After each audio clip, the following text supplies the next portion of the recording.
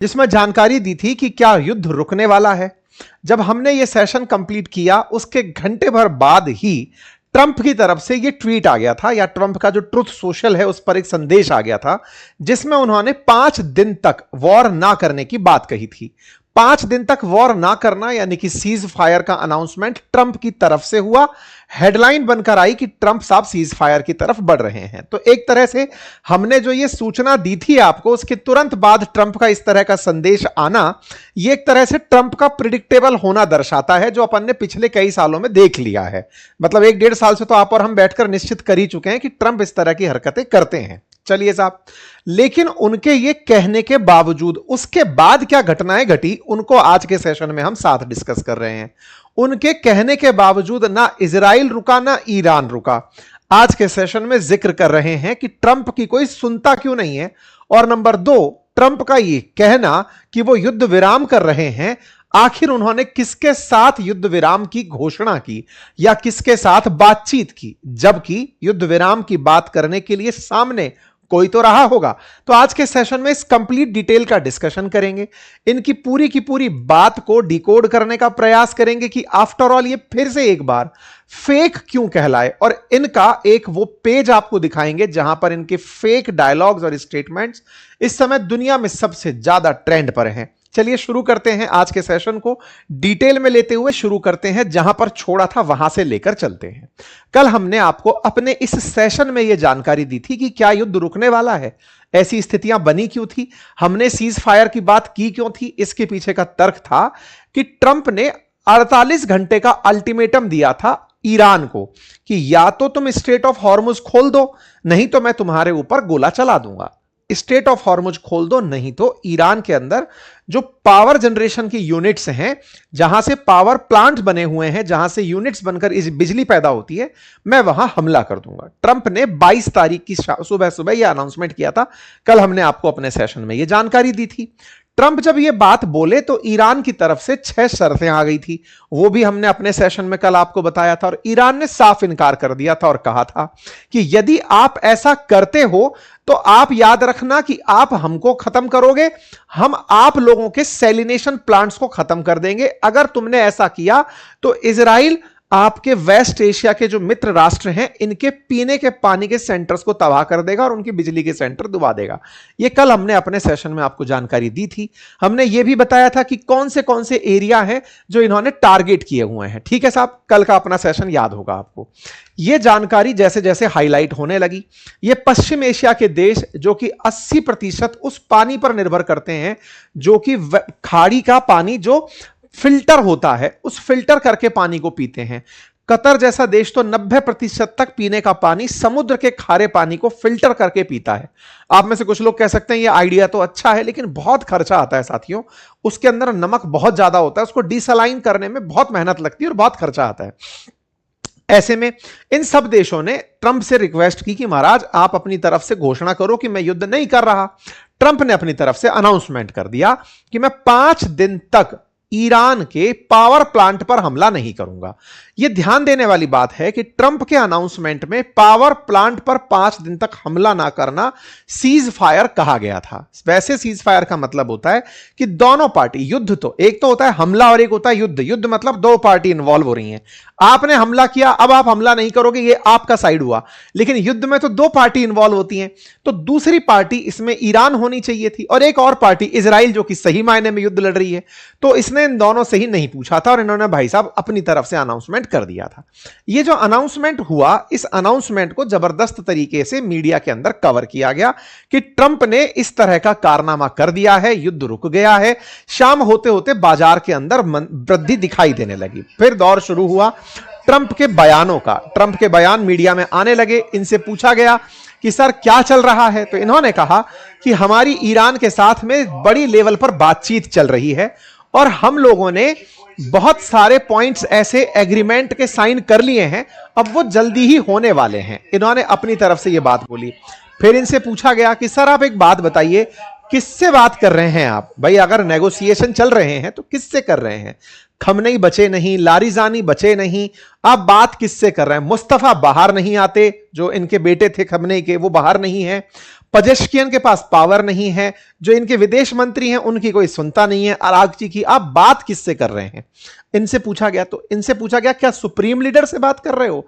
इनने कहा नहीं नहीं, हमने वैसे तो सब मार दिए, we are wiped out everyone, everybody.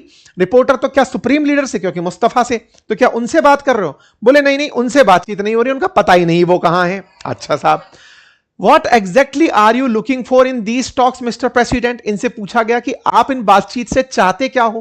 तो ये कहते हैं कि हम तो चाहते हैं कि कोई न्यूक्लियर बॉम्ब ना हो और न्यूक्लियर वेपन की कोई धमकी ना हो, हम तो यही चाहते हैं, और मिसाइल प्रोग्राम ना हो। तो मिस्टर प्रेसिडेंट, आप तो 20 दिन पहले 25 दिन पहले भी यही चाहते थे, अब क्या बदल गया? ना तो आपने कुछ खत्म किया और ना ही न्यूक्लियर बम खत्म हुआ। खैर, इस बीच में अपनी तरफ से इनसे पूछा गया कि सर एक बात बताइए, आपने ईरान को तेल बेचने की परमिशन दे दी, ऐसा कैसा युद्ध हुआ आपका? तो इन्होंने जवाब देके कहा कि देखिए, जो थोड़ा बहुत तेल बेचेंगे इससे कोई ईरान अमीर नहीं बन जाएगा। कुल मिलाकर के ट्रंप से पत्रकारों ने हर वो सवाल पूछा जो आप और हम डिस्कस कर रहे होते हैं, क्योंकि हर व्यक्ति के दिमाग में यही तो प्रश्न तैर रहा है कि माननीय ट्रंप, आपने जो युद्ध जिस उद्देश्य से शुरू किया था वो पूरा नहीं हुआ। आपने ईरान को तेल बेचने की परमिशन और दे दी, रहा सहा स्ट्रेट ऑफ हॉर्मुज बंद करा के पूरी दुनिया में आपने ऑयल संकट पैदा कर दिया, गैस संकट पैदा कर दिया, दुनिया को मंदी के द्वार पर ले जाकर खड़ा कर दिया, दुनिया भर के बाजार गिर गए। अल्टीमेटली आप चाह क्या रहे हो? ये बड़ा गलत कर रहे हो। कोई बात नहीं साहब, इनने कहा कि देखो, हमारा असल में प्लान था ईरान का एक पावर प्लांट फोड़ना जो $10 बिलियन का था। जैसे ही मैंने कहा ना कि साहब पावर प्लांट फोड़ने आ रहे हैं हम, ईरान की तरफ से खुद संदेश आया हमारे पास कि साहब ऐसा मत करो, हम आपसे रिक्वेस्ट करते हैं। इस कारण से मैं रुक गया। भाई साहब, बड़ बोले ट्रंप का ये जो दावा था, इस बात पर ईरान वाले बिफर गए। इन्होंने ये कहा कि ईरान वालों ने मुझसे रिक्वेस्ट की कि मैं रुक जाऊं। इन्होंने अपनी तरफ से कहा, everybody is been killed from the regime, but we are dealing with some people that I find to be very reasonable, very solid. The people with in know who they are very respected. बोले मैं किसी बड़े आदमी से बातचीत करने में busy हूं, उनका मेरे पास कॉल आया कि रुक जाओ, तो भाई मैं रुक गया। 5 दिन का सीज फायर। तो आप और हम तो जानते ही हैं कि ये वेस्ट एशिया के कंट्री थे जिन्होंने इनके पास भेजा कि सर वो पावर प्लांट फोड़ने के नाम पर धमकी दे चुका है, अब उसके पास न्यूसेंस वैल्यू बढ़ चुकी है, उसके पास खोने के लिए अब कुछ बचा नहीं, ईरान के पास टॉप लीडरशिप जा चुकी है, उसको अब ये बताए कि जो बचा है इससे ही अब हम अपनी गुंडई फैला लेंगे, स्टेट ऑफ हॉर्मुज रोककर दुनिया को अब उसने गिरफ्त में ले लिया है अपने। आप समझ नहीं रहे।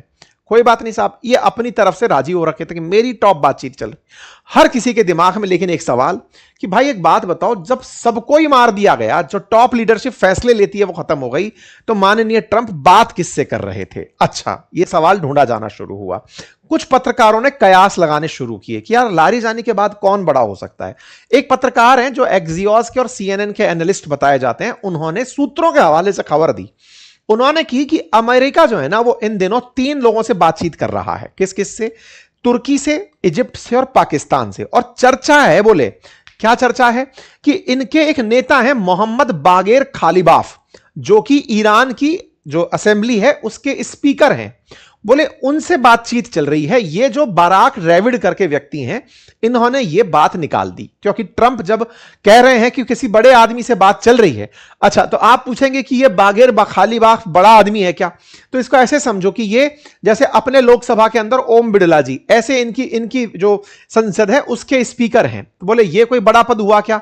तो इसको ऐसे समझो कि जो लारीजानी थे ना, जो कि सुप्रीम लीडर के बाद जिनका दूसरा नंबर लगा था बड़े नेता के रूप में, लारीजानी पहले स्पीकर ही हुआ करते थे संसद के, बाद में वो खमेनेई के नजदीक गए थे। तो ऐसे में इनको कहा गया कि खालिबाफ से इनकी बातचीत चल रही है। बोले बात कर कौन रहा है? तो इन्होंने अपनी तरफ से बताया कि बातचीत असल मायने में अमेरिका की चल रही है, वाया पाकिस्तान, तुर्की और इजिप्ट। बोले अच्छा, और बात बोले ये है कि इस्लामाबाद के अंदर अमेरिकी उपराष्ट्रपति JD वेंस और उधर से तुर्की के कुछ ईरान के कुछ सीनियर ऑफिशियल्स आएंगे और इस्लामाबाद में बैठकर बातचीत चलेंगे। अब ये कयास का बाजार है, मीडिया के अंदर इस तरह से फेंक दिया गया। ओके, लेकिन सवाल वहीं की वहीं खड़ा था। क्या था कि साहब ट्रंप ने अनाउंस किया, ट्रंप ने कहा कि मैंने सीज फायर कर लिया इस आदमी के साथ। किसके साथ? गालिबाफ, नाम याद रखना गालिबाफ का, ठीक है साहब? बोले अच्छा, लेकिन पार्ट में पॉइंट क्या था? क्या इजराइल से पूछा? आंसर है नहीं। क्या ईरान से पूछा? आंसर है नहीं। क्या इसमें ईरान का रिप्लाई आया? कोई रिप्लाई मीडिया में नहीं था। ईरान ने क्या किया, इजराइल ने क्या किया, वो अब मैं आपको आगे बताता हूं। आपको मैंने हालांकि आप में से कुछ लोगों को पता नहीं, इंडिया टीवी पर मैं कल एक इंटरव्यू में था। इंडिया टीवी पे आजकल हम लोग काफी ज्यादा इन दिनों देखे जा रहे हैं। मैं वहां पर एक इस तरह के विमर्श में था। उस समय पर मैंने एक बात रखी थी इसी मुद्दे पर कि ये जो घटना घटी है, कौन सी, ट्रंप जब अपनी तरफ से कह रहे हैं कि सीज फायर है, तो यहां पर इन दोनों लोगों से पूछना जरूरी है, ईरान से और इजराइल से। ट्रंप के अनाउंसमेंट की कोई वैल्यू नहीं है। क्यों नहीं है? क्योंकि ईरान और इजराइल अगर नहीं माने तो वो लड़ते रहेंगे, तो सीज फायर का कोई महत्व नहीं रहेगा। और साथियों, एग्जैक्टली वही हुआ जो आप और हम डिस्कस करते रहते हैं। क्या हुआ, मैंने इस इंटरव्यू में भी कहा, आप इस बात को एक बार सुनिएगा और फिर आप देखिए। या वो एक पॉज दे रहे हैं वॉर में, तो दे तो इसी भरोसे रहे ना कि शायद उनको ये लगता हो कि ईरान भी कुछ आगे बढ़ेगा, 2 कदम मैं पीछे हटाऊं तो ईरान भी पीछे हटे। डेफिनेटली एग्जिट वे ट्रम्प ढूंढ रहे हैं, तो ईरान उनको एग्जिट देगा क्या? सर, ईरान एग्जिट इजराइल के मार्फत देगा। इजराइल अगर रुका कि नहीं, देखिए यहां पर एक बहुत बड़ी बात है, ईरान का, अमेरिका का मना करना कि मैं बम नहीं फोड़ रहा हूं, यह बात एक है, लेकिन लाइन फिर से अंडरलाइन है, पावर पॉइंट पर नहीं फोड़ रहा हूं। हाँ, नहीं वो ठीक है, लेकिन इजराइल गोला चला दिया तो सर, अभी इजराइल का कोई स्टैंड नहीं आया ना सर। इजराइल गोला चला के कहा सर मैं पावर प्लांट पे नहीं मारा, मैं तो वैसे ही मार दिया, आप क्या करिएगा? तो ईरान फिर रुक जाएगा, ये मुश्किल लगता है। मेरे लिए, मतलब जो सबसे इंपॉर्टेंट है, अगर इजराइल और अमेरिका एक साथ अनाउंस कर देते हैं अगर कि हम दोनों आप गोला नहीं चलाएंगे, ईरान रुक जाएगा। बुनियादी झगड़ा तो इजराइल और ईरान। तो इजराइल ने क्या कहा? इजराइल ने क्या कहा वो ये रहा, जब ट्रंप का भाषण हो लिया कि हम युद्ध विराम कर रहे हैं, तो इस युद्ध विराम पर नेतन्याहू बाहर आए निकल करके। इनने गजब बात बोली, क्योंकि मैंने आपसे कहा ना कि युद्ध विराम में इन दोनों से पूछा ही नहीं गया। इनसे नहीं पूछा गया तो ये युद्ध विराम नहीं करेंगे। भाई साहब, शाम होते होते ये वहां से बाहर आते हैं। इन्होंने कहा, अर्लियर टुडे मेरी सुबह बात हुई थी ट्रंप से। प्रेसिडेंट ट्रंप का बिलीव है कि हमारे पास एक बड़ा अचीवमेंट है कि यूएस मिलिट्री ने और आईडीएफ, इजरायली डिफेंस फोर्सेस ने मिलकर वो गोल प्राप्त कर लिया है जो हमारे इंटरेस्ट थे। लेकिन we are continuing to strike Iran and Lebanon, we are smashing missile programme and nuclear programme and we continue to deal severe blow to Hezbollah. आज सुबह 12, मतलब कल रात को 12:30 बजे की जानकारी है ये। क्या हुआ, मैंने जो आपके सामने अभी इंटरव्यू वाली बात रखी, उसमें मैंने क्या कहा था कि ट्रंप का कहना महत्वपूर्ण ही नहीं रह गया है। अब हो यह गया है कि क्या ईरान और इजराइल मानेंगे, यह बात मैं बोलकर निकला हूं, और रात को खबर आती है कि इजराइल ने गोला चला दिया। मतलब यह है कि इजराइल असल मायने में ट्रंप की भी नहीं सुन रहा है, और ईरान को मुसीबत इजराइल से है। वो तो बार बार ये कह रहा है कि अमेरिकियों सुनो, ये तुम्हारा युद्ध नहीं है, तुम्हें इजराइल अपने साथ खींच कर लेकर आ गया है। कोई बात नहीं साहब, इन्होंने गोला फोड़ दिया। अब गोला फोड़ दिया तो अब आप पूछेंगे सर ये ट्रंप की सुनते नहीं है क्या? सुनते हैं, ज्यादा सुनते हैं, इंटेलिजेंट जो हैं। कैसे? ट्रंप ने क्या कहा था? ट्रंप ने तो यह कहा था कि मैं पावर प्लांट पर बम नहीं फोड़ूंगा। इन लोगों ने क्या कहा, सर पावर प्लांट पर बम नहीं फोड़ा। तो कहां फोड़ा? अरे ईरान में फोड़ा सर, जहां मिसाइलें हैं वहां फोड़ा, हमने पावर प्लांट पे थोड़ी फोड़ा। आपने कहा कि पावर प्लांट में मत फोड़ो, नहीं फोड़ा। ये वो आदमी है जो कहते हैं ना कि भाई सुनो, इधर से मत जाओ, तो बस वो उसी जगह को छोड़ के बगल में से निकल जाएंगे। इनका उद्देश्य ये नहीं कि वहां मत जाओ, इधर से मत जाओ, आपने मना किया जाएंगे तो सही, वो वाले लोग हैं। खैर कोई बात नहीं। तो साहब इजराइल ने गोला फोड़ दिया, इजराइल ने बकायदा इन्फॉर्म किया और इस बात को अमेरिका के अंदर चलाना शुरू कर दिया कि भाई साहब नेतन्याहू तो नहीं माने, ईरान पर इन्होंने रात को ही गोला फोड़ दिया। इतनी ही देर में जो गालिबाफ, मैंने शुरुआत में नाम जिसका लिया था, वो एक पत्रकार जो छाप रहा था कि हां साहब गालिबाफ से बात हो रही है, वो बाहर निकल कर आए और उन्होंने कल रात को ही अपनी तरफ से क्लियर कर दिया था। जब ट्रंप का अनाउंसमेंट आया, हमने आपको यही तो कहा था, इस पूरी पार्टी में ईरान और इजराइल से नहीं पूछोगे तो कोई मतलब नहीं है। तो भाई साहब ये बाहर निकल कर आते हैं, गालिबाफ कहते हैं कि साहब सुनो ना, हमसे कोई पूछा ही नहीं गया तो नेगोशिएशन किससे हो रहे हैं? All Iranian officials stand firmly behind their supreme leader and people until their goal is achieved. और ऐसे में no negotiation have been held with US and fake news is used to manipulate the financial and oil market and escape the quagmire in the US and Israel are trapped. बोले साहब कुछ भी नहीं है, ये फर्जी आदमी झूठ बोलकर काम करा दिया। ये सब हमारे साथ कोई नेगोशिएशन नहीं हुए हैं। अब भाई साहब ये बात तो तगड़ी थी, ना ईरान मान रहा ना इजराइल मार रहा, तो ट्रंप क्या कर दिए, अपनी बेइज्जती करा लिए। ईरान के संसद के स्पीकर ने कहा कि ट्रंप झूठ बोल रहे हैं। आईआरजीसी बोला ट्रंप तो एकदम झूठे राष्ट्रपति हैं। ईरान के विदेश मंत्रालय ने खुद आकर कहा कि हमसे कोई बातचीत ही नहीं हुई, दावा खारिज करते हैं। भाई साहब उसके बाद में ईरान वालों ने पूरी, क्योंकि ईरान के पास देखो, अमेरिका के पास तो दुनिया की मीडिया है जो उसकी सारी कवरेज कर रही है, इनके पास क्या है, इन्होंने अमेरिकी मीडिया को ही अपना बना रखा है। ये ट्विटर का भर भर कर यूज कर रहे हैं, दुनिया भर में जहां जहां एम्बेसी है वहां वहां ये ट्वीट फेंक देते हैं। इनने अपने ट्वीट फेंक दिए और कहा कि देख लो साहब अमेरिका के क्या हाल हो गए हैं, अमेरिकी सैनिक ही पीछे हट गए, ट्रंप को इसलिए सीज फायर कहना पड़ा। इनने भरपूर आनंद लिए इनके कि ट्रंप जो स्ट्रेट ऑफ हॉर्मुज को कंट्रोल करने की बात कर रहे हैं। क्या कहते हैं, ट्रंप ने कल कुछ ऐसा कह दिया जिसकी वजह से खूब मजाक बनी। उनसे पूछा सर ये स्ट्रेट ऑफ हॉर्मुज का क्या होगा, इनने कहा कि कंट्रोल करेंगे। सर कौन कंट्रोल करेगा, बोले मैं और अयातुल्ला। अब इनसे पूछा अयातुल्ला कौन, बोले जो भी अयातुल्ला बने, मतलब सुप्रीम लीडर। सुप्रीम लीडर कौन है, खमनेई का बेटा इस समय। तो बोले वो तो पहले ही कंट्रोल कर रहा है, तो आप कहां से घुस रहे हो। लोगों ने इनके भरपूर आनंद लिए। बोले स्ट्रेट ऑफ हॉर्मुज तो खुलवाने की गारंटी ली थी ना आपने, दूसरे ही दिन ये कह दिया था कि अब स्ट्रेट ऑफ हॉर्मुज फ्री है, वहां से निकलो, अमेरिका सुरक्षा करेगा, पीछे हट गए आप। भाई साहब इनके खूब आनंद लिए। ट्रंप का ऑफिशियल बयान है, अयातुल्ला का नाम लिए, तो ईरान वालों ने मजा लेना शुरू किया कि डोनाल्ड ट्रंप अब आप बच्चों की स्टीयरिंग पकड़ करके स्ट्रेट ऑफ हॉर्मुज खुलवाओ। खूब आनंद लिए गए कि ये आदमी जो जमीन चोरी करने के वादे से आया था अब खुद कह रहा है कि हम बम मत फेंको। हालात खराब कर दी ईरान ने इनकी तमाम प्रकार के, और बोले अब तो हाल ये हो गया है कि इस स्ट्रेट ऑफ हॉर्मुज में अगर कोई खुश बैठा हुआ है तो फिर ये north Korea, Kim Jong Un, ये पुतिन और शी जिनपिंग है, जिनको कोई दिक्कत नहीं है। ईरानियंस ने बकायदा डोनाल्ड ट्रंप के उस समय के ट्वीट बाहर निकाले जब ओबामा के काल में ट्रंप कहते थे कि ओबामा तो ईरान पर गोला गिराना चाहते हैं। इनकी वो सारी की सारी कटिंग्स बाहर निकाली। In order to get elected Barack Obama will start a war with Iran. Remember that I predicted a long time ago that President Obama will attack Iran because of his inability to negotiate properly, not skilled।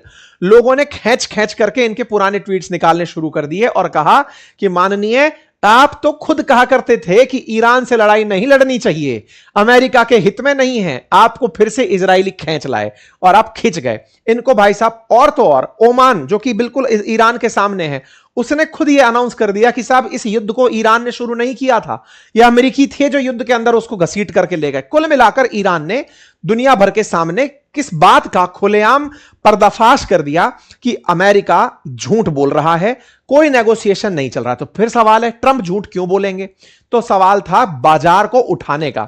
2 दिन पहले, अब ये बातें बाजार की पर ही कल परसों मैंने एक सेशन किया है जिसमें यह सवाल था कि क्या मंदी आने वाली है।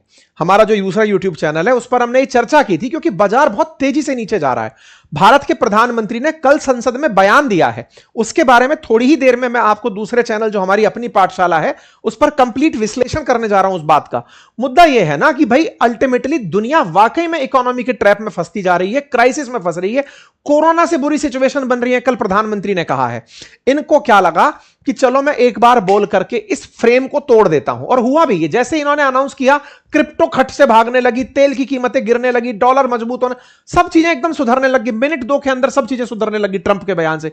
तो ये दुनिया का ना मजाक बनाकर खेलने लग रहे हैं। तो ईरान वालों ने सबके सामने यही बात रखी और कहा कि आप लोगों को क्लियर रहे कि हम गोला चला रहे हैं। इनने उठाया और चला दिया इजराइल पर गोला।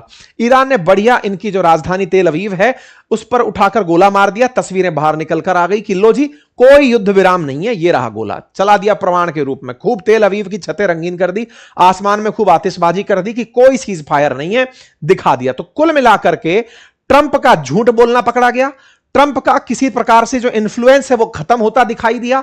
ईरान ने खुलेआम सबके सामने रख दिया कि यह आदमी फेक कर रहा है, और इजराइल ने भी क्लियर कर दिया कि यह आदमी फेक कर रहा है। मतलब इजराइल ने भी साफ कह दिया कि हम इसकी नहीं मानते। इजराइल उस समय भी गोला चलाता रहा जब ट्रंप कहते रहे। इन्होंने इतना तक कर दिया ईरान ने कि यूएई के अंदर जो इनका डेटा सेंटर है उस पर गोला मार दिया। सैटेलाइट इमेजेस निकालकर दिखाई कि ड्रोन ने कैसे हमला किया, छत में छेद कर दिया, बिल्कुल बोले अंदर तक जाकर डेटा सेंटर में घुस गए। ये सारी की सारी बातें हुई।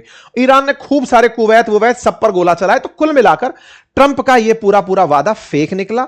इसके बाद में इजराइल का भी अपनी तरफ से हमला रहा। ईरान के उर्मिया शहर पर हमला हुआ, 5 लोगों की मौत हुई। इजराइल ने ईरान पर और बेरूत पर बम चलाए। यह सब चलता रहा। इजराइल ने 2 वैज्ञानिकों को भी मार दिया, बताया, जो कि एक इलेक्ट्रिकल इंजीनियरिंग था, जो मतलब ये न्यूक्लियर बॉम्ब वगैरह के नाम पर इन्होंने 2 इंजीनियर्स को इनके यहां पे भी मार दिया। कुल मिलाकर के आईडीएफ ने अपनी उपलब्धि गिनाई कि हमने खुद फोर्सेस का इंटेलिजेंस हेडक्वार्टर मार गिराया, एरियल डिफेंस हेडक्वार्टर मार गिराया। इजराइल इसके अंदर अपने आप को विनर मानता भी है और वो सही भी है। भाई इजराइल की लड़ाई है, इजराइल जीतता चला जा रहा है, अपने हिसाब से उसके मुद्दे पूरे हो रहे हैं, जो दुश्मन थे वो मरते जा रहे हैं। इधर जो बात फंसी है वो अमेरिका की बेइज्जती की फंसी है, बाकी कुछ हो नहीं रहा। कुल मिलाकर ये हुआ। खूब तस्वीरें आई स्काई के अंदर, खूब तेल अवीव में रात को रंगीनियां देखने को मिली। इस पर फिर से ईरान वाले बाहर निकल कर आए और उन्होंने कहा कि सुनो भाई सेंटकॉम के लीडरशिप वालों, तुम्हारे यहां का सिस्टम अब कोलैप्स कर रहा है।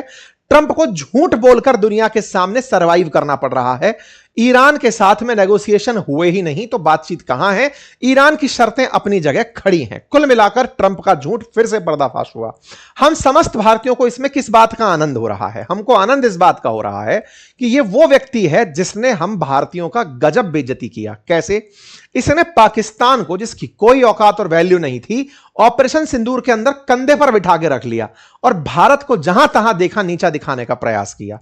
मतलब कभी इतने फाइटर जेट गिर गए, कभी इतने फाइटर जेट, आप सबको मालूम है ना, 11 तक फाइटर जेट ये गिरा चुका है कि इनके 11 फाइटर जेट गिर गए थे। सब फर्जीवाड़ा। इनकी एक एक बात से पता चलता जा रहा है कि कितना झूठा आदमी है। आप इस बात का अंदाजा लगाइए कि इन्होंने अब इस कमी को भी अपनी को रक्षा मंत्री पर डाल दिया है। कल का बयान है रात का, सीज फायर अनाउंस किया था और रात को जाकर इंटरव्यू में जाके बोलते हैं कि मुझसे तो क्या, पीट हेगसेथ जो रक्षा मंत्री है ना, उसने कहा था ईरान पर हमला कर दो, यानी कि खुद भी ब्लेम लेने को तैयार नहीं है, रक्षा मंत्री पर डाल दिया। इंटरेस्टिंग है कि विकिपीडिया पर फॉल्स और misleading statement by Donald Trump नाम से पेज बना हुआ है, जिस पर इनके कंप्लीट अब तक के जो भी झूठी बातें हैं उनकी जानकारी है। मतलब इतना झूठ और प्रोपेगेंडिस्ट आदमी है ये। द हिल लिखता है, the world is watching America lose its moral compass and its global credibility, यानी कि अमेरिका अपनी क्रेडिबिलिटी खोता जा रहा है। Fake news to manipulate market, बोले ये ट्रंप ने झूठ बोल करके बाजार को खेलने के लिए यह काम किया, क्योंकि बाजार बुरी तरह रिसेशन के नजदीक जा रहा था। चर्चाएं चल रही थी कि रिसेशन आ रहा है क्या। कल हमने बातें बाजार की पर यह सेशन किया था, उस पर ये बोले बाजार के अंदर लगातार ट्रिलियंस ऑफ डॉलर गिरते जा रहे थे, गोल्ड प्राइस गिर रहे थे, बॉन्ड प्राइस गिर रहे थे, इसलिए बोले इन्होंने ऐसा किया, बाजार को उठाने के लिए ये फेक खेला गया था। तो ट्रंप का ये जो अनाउंसमेंट था ये बाजार उठाने के लिए था और हुआ भी। रात को जैसे अनाउंसमेंट हुआ बाजार उठता हुआ ऊपर की तरफ दिखाई दे गया।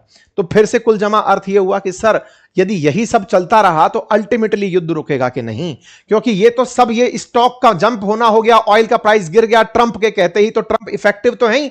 तो क्या अब ये फेक न्यूज की वजह से जो हुआ क्या ये रियल में होता दिखेगा? देखो ट्रंप ने अगर फेक न्यूज की बेइज्जती करा ही ली है तो अब उसको फेक को भी वो सही करने, सिद्ध करने निकलेंगे। धीरे धीरे वो सीज फायर की तरफ बढ़ रहे हैं, उनका एग्रेशन घट रहा है। अभी कुछ देर पहले भी मैं एनडीटीवी में था, मैंने वहां पर एक जानकारी दी थी और वहां पर मैंने एक बात बोली थी कि अब ईरान जिस पोजीशन में पहुंचा दिया गया है ना, उसके अंदर से फियर खत्म कर दिया गया है। लीडरशिप खत्म हो गई, इंफ्रास्ट्रक्चर टूट गया, बहुत बुरी हाल में था। अब तो ईरान के पास जो भी है वो है गुंडागिर्दी, नेगोशिएटिंग पावर। वही वाली बात कि आपकी गाड़ी बहुत तेज चल रही है, उसके पास कंकर है फेंकने के लिए ताकि वो शीशा फोड़ सके, तो उसके पास में वेस्ट एशिया के सारे देश हैं कि तुम उसे मारोगे, वो वेस्ट एशिया के देशों में चाहे कतर हो, चाहे ये आपका यूएई हो, चाहे सऊदी हो, इन पर गोला मार के इनको डराएगा और स्ट्रेट ऑफ हॉर्मुज को कंट्रोल करके वो पूरी तरह से यातायात को रोककर नेगोशिएट करेगा। तो ईरान के पास में इस समय बार्गेनिंग पावर आ गई है। जिस तरह से आज तक अमेरिका रशिया का और यूक्रेन का समझौता नहीं करा पाया, ऐसे ही ईरान को अब अपनी शर्तों पर अमेरिका नहीं रुकवा पाएगा। ईरान की कुछ तो इन्हें माननी ही पड़ेंगी। हो सकता है उनमें पहली चीज यही मान ली जाए कि हां भाई 2 महीने तक इनके तेल पर से प्रतिबंध हटाया जाता है, कुछ भी हो, लेकिन अब उसके पास में, क्योंकि उसके पास अब खोने का कुछ बचा नहीं बचा से मतलब क्या है, अर्थव्यवस्था पहले ही गिरी पड़ी थी, रिफाइनरी तुम फोड़ दिए, गैस रिफाइनरी फोड़ दिए, नेता हमारे मार दिए, प्रोटेस्ट हमारे सब खत्म हो गए, अब क्या करें हम बताओ। अब हमारे पास तुमको नुकसान पहुंचाने के अलावा कुछ नहीं है। कल को अमेरिका यह कह दे कि स्ट्रेट ऑफ हॉर्मुज पूरी तरह से मैंने शांत करा दी, जहाज निकल जाओ, फिर भी कोई नहीं निकलेगा जब तक ईरान ना कह दे कि जाओ निकल जाओ। क्यों? क्योंकि गलती से भी एक शहीद ड्रोन उड़कर आया और किसी तेल के जहाज पर गिर गया तो करोड़ों रुपया डूब गया। तो इंश्योरेंस में एक डर बना हुआ है कि ईरान पहले गारंटी दे, हम उसकी गारंटी मानेंगे। तो उसके पास अब नेगोशिएशन पावर ज्यादा आ गई है। या तो अब इसको ऐसे शांत कराया जाए या फिर कोई बहुत भीषण हमला प्लान किया जाए। भीषण हमले से मतलब है कि अमेरिका और इजराइल मिलकर के ईरान पर कुछ ऐसा प्लान कर दें, जस्ट लाइक न्यूक्लियर बॉम्ब के लिए दोम, कि तुम बेटा अब उठने की भी ना सोच सको। अब पूरा साफ सफाया कर दिया, अब जाकर के स्टेट ऑफ हॉर्मुज खाली होगा। अदरवाइज यहां पर कॉम्प्रोमाइज ही करना पड़ेगा अमेरिका को और इजराइल को ईरान के साथ बैठ करके। बाकी आप लोग इस विषय पर क्या सोचते हैं, अपनी राय जरूर रखें। भारत